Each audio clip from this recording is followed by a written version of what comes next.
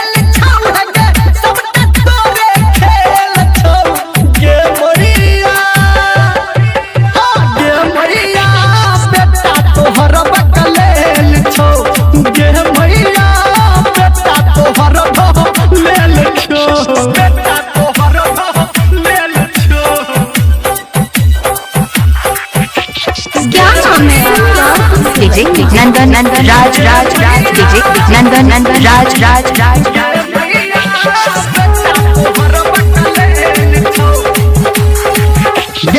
तोरा पूजलियो सब दिन महिया हमरा नहीं तू तकला गे बुझले आहनी दिलन महानी आचर कर नहीं झपलांगे आचर कर नहीं झपलांगे तोरा पूजलियो सब दिन महिया हमरा नहीं तू तकला गे बुझले आहनी दिलन महानी आचर कर नहीं झपलांगे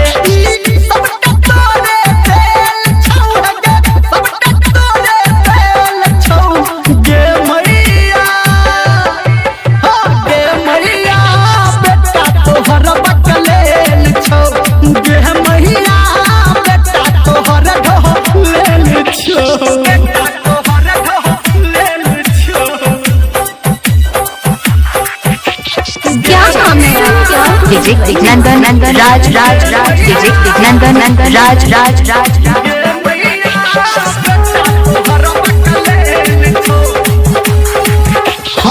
हम अपराधी तोहर छी मैया हम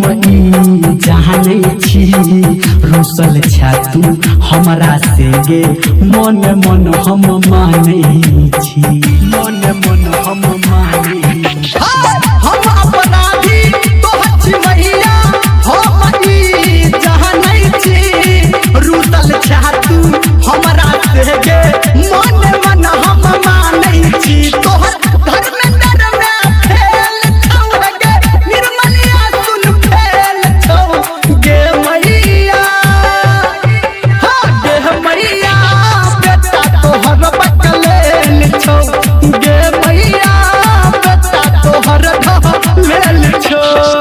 मिक्सिंग करवाने के लिए कॉल करें 9798451877